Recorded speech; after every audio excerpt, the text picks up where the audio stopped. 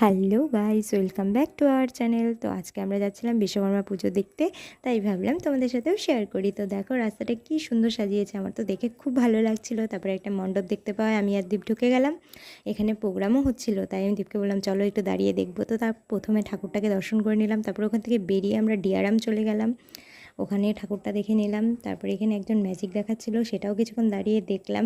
ওখান থেকে বেরিয়েই আশেপাশে অনেকগুলো পুজো হয়েছিল না, তো এই যে এই পুজোগুলোও দেখে নিলাম। দেখো মণ্ডপটা কত সুন্দর সাজিয়েছে, এখানে প্যান্ডেলটাও খুব সুন্দর করেছে, ঠাকুরটাও খুব সুন্দর হয়েছে। তো সেখান থেকে বেরিয়ে রাস্তায় যেতে যেতে অনেকগুলোই ঠাকুর দেখতে পেলাম। স্টেশনের সামনে প্রোগ্রাম হচ্ছিল, সেটাও দেখে নিলাম। তারপরে সেখান থেকে বেরিয়ে আমরা মানে খাওয়ার জন্য যাচ্ছিলাম, তো সেখানে আমরা রাস্তাতে আরও ঠাকুর দেখতে পাই। তো দেখো এখানে খাওয়ার দোকানে ঢুকে দীপ বিরিয়ানি অর্ডার দিয়ে নিল। তো ও বিরিয়ানি খাচ্ছিলো, আমি ওখান থেকে একটু ভিডিও নিয়ে নিয়েছি। তারপরে খাওয়া দাওয়া শেষে আমরা বাড়ির জন্য রওনা দিলাম। ভিডিওটা কেমন লাগলো কমেন্টে জানিও। Tata, by.